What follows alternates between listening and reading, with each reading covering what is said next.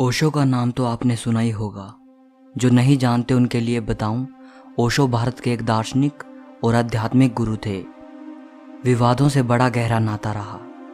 उनकी रहस्यमय शिक्षाओं और क्रांतिकारी विचारों की वजह से बड़ी तादाद में लोग उनकी ओर आकर्षित हुए और उनके अनुयायी बने। वहीं दूसरी तरफ बहुत से लोग उनके खिलाफ भी हुए और ओशो को सेक्स गुरु और अमीरों का गुरु कहा जाने लगा। इस वीडियो में आप ओशो के बारे में 30 ऐसी बातें जानोगे जो शायद आपने पहले कभी ना सुनी हो। वीडियो को पूरा अंत तक जरूर देखना। आखिर में आप कहोगे कितना रहस्यमय था ये इंसान। नंबर 1, 11 दिसंबर 1931 को मध्य प्रदेश के कुचवाड़ा गांव में जन्मे ओशो पैदा होने के 3 दिन तक ना तो हंसे थे और ना ही रोए थे। इस वजह से उनके परिवार के लोग बेहद परेशान हो गए थे। नंबर 2, ओशो बचपन से ही बेहद जिज्ञासु थे। किसी भी बात को जानना है तो बस जानना है। महज 12 साल की उम्र में वो रात को शमशान जाया करते थे, ये जानने की कोशिश में कि मरने के बाद इंसान जाता कहाँ है। नंबर 3, सिर्फ सूफी मत को जानने के लिए ओशो 27 वर्ष की उम्र में सुन्नत कराने को तैयार हो गए, जो कि इतनी उम्र में बेहद पेनफुल था। नंबर 4, ओशो शुरू से ही लग्जरी लाइफ जीने के आदी रहे हैं। एक बार उन्होंने जिद की कि वे हाथी पर बैठकर ही स्कूल जाएंगे। तब उनकी जिद देखकर उनके पिता को हाथी मंगवाना पड़ा और ओशो उस पर बैठकर स्कूल गए। तब से ही स्कूल में एक हाथी दरवाज़ा बना हुआ है। नंबर 5, बचपन में जब ओशो पानी में नहाते थे तो कभी कभी अपने दोस्तों को डुबोने की कोशिश करते थे। वो जानना चाहते थे कि आखिर मरना कैसा होता है।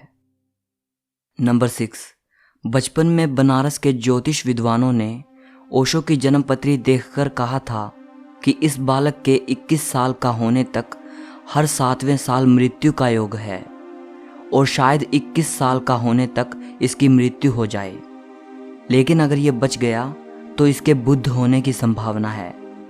जब ओशो 14 साल के हुए तो 7 दिन तक एक मंदिर में बैठकर उन्होंने अपनी मृत्यु का इंतज़ार किया था, लेकिन उन्हें कुछ नहीं हुआ। नंबर 7, ओशो ने कहा था कि बचपन में उन्हें 2 बार अपहरण करने की कोशिश की गई, लेकिन वे नहीं जानते कि ऐसा क्यों हुआ।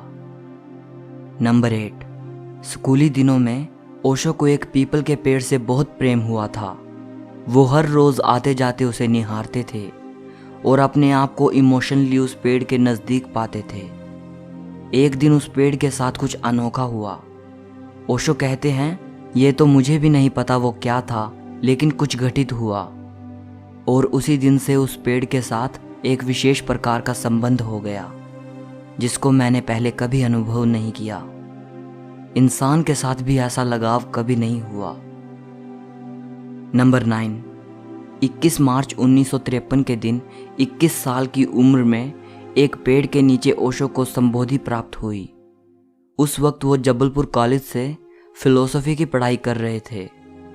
संबोधि के बारे में ओशो कहा करते थे कि अब मैं किसी भी प्रकार की खोज में नहीं हूँ, अस्तित्व ने अपने सारे द्वार मेरे लिए खोल दिए हैं।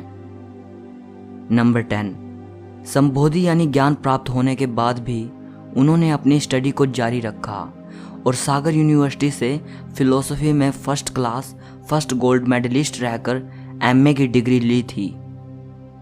नंबर 11, ओशो कहते थे कि उनका पूर्व जन्म 700 साल पहले तिब्बत में हुआ था। पिछले जन्म में जो काम वो पूरे नहीं कर पाए थे, उनको पूरा करने के लिए ये जन्म लिया है और इस जन्म के लिए अपने माता पिता को भी उन्होंने खुद चुना है। नंबर 12, ओशो बेहद उच्च कोटि के वक्ता थे। बोलने पर इतना कंट्रोल था कि जो बोल दिया वही आखिरी हो गया, वही छपता था। माफ़ करना, मेरा मतलब ये नहीं था, मुझसे गलती हो गई, इस तरह के शब्दों का इस्तेमाल उन्होंने कभी नहीं किया। नंबर 13, ओशो कितने कुशल वक्ता थे, इसका अंदाज़ा आप इसी बात से लगा सकते हैं कि उन्होंने एक भी किताब नहीं लिखी, फिर भी उनकी 600 से ज़्यादा किताबें पब्लिश हैं। ये सब की सब उनके प्रवचनों पर आधारित हैं। मतलब जो वो बोले वही का वही किताब के रूप में छपा है, बिना सुधार किए। नंबर 14, ओशो ने लगभग हर विषय पर प्रवचन दिए। करीब 5500 घंटे के प्रवचन इंग्लिश में और 4800 घंटे के प्रवचन हिंदी में मौजूद हैं। बचपन में भी सारे प्रदेश में ऐसा कोई हाई स्कूल नहीं था जहां पर बोलकर ओशो ने पुरस्कार ना जीता हो। नंबर 15, अगर साहित्यिक लेखक की बात ना करें तो सबसे ज़्यादा किताबें अगर भारत में किसी की बिकी हैं तो वो ओशो की हैं। सालाना 1 मिलियन से ज़्यादा किताबें और टेप भारत में बिकती हैं। नंबर 16, किताबों से उन्हें बहुत लगाव था। एक दिन में 3 किताबें पढ़ दिया करते थे। पढ़ने के इतने शौकीन थे कि उनका पूरा दिन भोजन और सुबह के प्रवचन के अलावा किताबें पढ़ने में ही बीतता था। पढ़ने को लेकर उनका पागलपन इतना ज़्यादा था कि वो चोर बाजार में बिकने वाली किताबों को खरीदने से भी नहीं कतराते थे। नंबर 17, शायद आपको सुनकर हैरानी हो, ओशो ने अपने जीवन में 1 लाख से भी ज़्यादा किताबों का अध्ययन किया। एक शोध के अनुसार उन्हें 20वीं सदी का सबसे अधिक किताबें पढ़ने वाला पुरुष माना गया और उन्हें इंडियाज़ ग्रेटेस्ट बुकमैन के नाम से भी संबोधित किया गया। नंबर 18, ओशो को किताबों से बेहद प्रेम था। उनके इस प्रेम को देखकर उनके पिता ने ओशो से एक बार कहा था, पहले हमारे घर में लाइब्रेरी थी, अब लाइब्रेरी में हमारा घर है और हम सभी घर वालों को किताबों का ख्याल रखना पड़ता है, क्योंकि तुम्हें बिल्कुल बर्दाश्त नहीं कि तुम्हारी किसी भी किताब के साथ कुछ गड़बड़ हो। ओशो ने कभी भी अपने पिता से किताबों के अलावा किसी और चीज़ के लिए पैसे नहीं मांगे। नंबर 19, ओशो को बिल्कुल पसंद नहीं था कि कोई उनकी किताबों पर निशान लगाए या किसी पंक्ति को अंडरलाइन करे, इसलिए ओशो को लाइब्रेरी से बुक्स लाकर पढ़ना भी पसंद नहीं था। वो कहते थे, मेरे लिए किसी और द्वारा अंडरलाइन या निशान लगाई हुई किताबें पढ़ना उसी प्रकार है जैसे कोई वैश्य के पास जा रहा हो।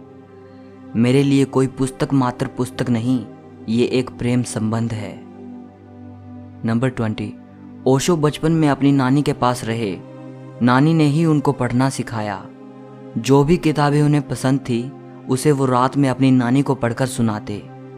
पहली बुक जो उन्होंने अपनी नानी को पढ़कर सुनाई थी वो थी द बुक ऑफ मिर्दाद। ये उनकी सबसे पसंदीदा किताबों में से एक थी।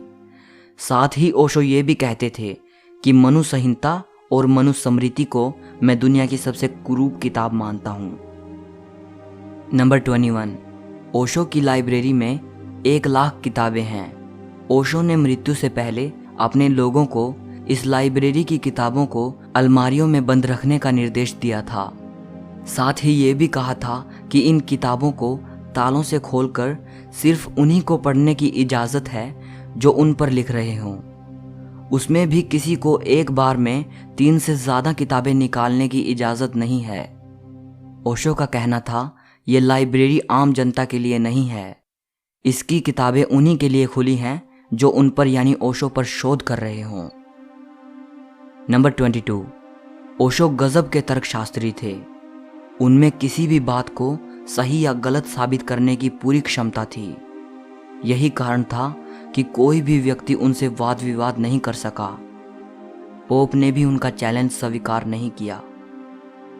नंबर 23, ओशो सेक्सुअलिटी पर बड़े खुले रूप से बातचीत करते थे।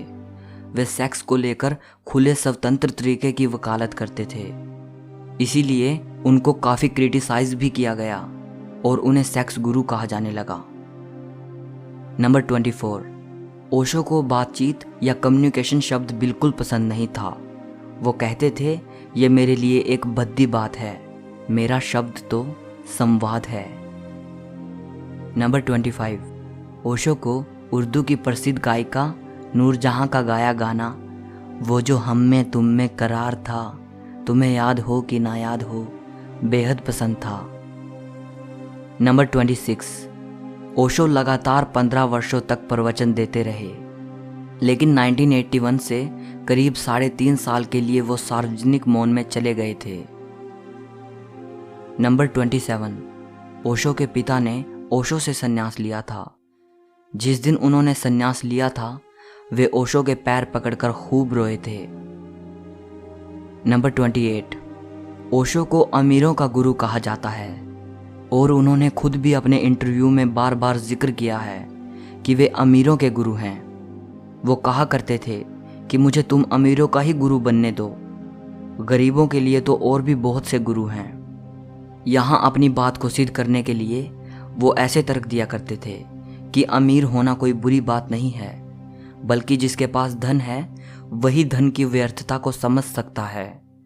बुद्ध महाराजा के बेटे हैं, राम और कृष्ण राजघराने में पैदा हुए। तुमने कभी किसी भिखमंगे को अवतार या एनलाइटेंड महापुरुष बनते देखा है?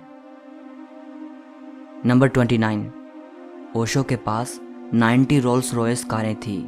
एक इंटरव्यू में उन्होंने कहा था कि वो 365 रोल्स रॉयस कारें चाहते हैं। उनके अनुयायी उन्हें ये कारें उपलब्ध कराना चाहते हैं। वे चाहते हैं कि हर दिन उनके लिए एक अलग कार बाहर खड़ी हो। नंबर 30, ओशो की डेथ आज भी रहस्य है। कहा जाता है कि जब वो अमेरिका की जेल में थे तब उनको थिलियम नाम का धीमा जहर दिया गया था। इससे उनका शरीर कमज़ोर पड़ता चला गया। वो निरंतर बीमार रहने लगे और मृत्यु उनके नज़दीक आती रही। सो इस वीडियो के लिए इतना ही। अगर आपको ये वीडियो अच्छा लगा हो तो लाइक और शेयर ज़रूर करना। कमेंट करके मुझे बताइएगा कि आप ओशो के बारे में क्या सोचते हो, और सब्सक्राइब करके घंटी को दबाना मत भूलना। सो मिलते हैं अगली वीडियो में।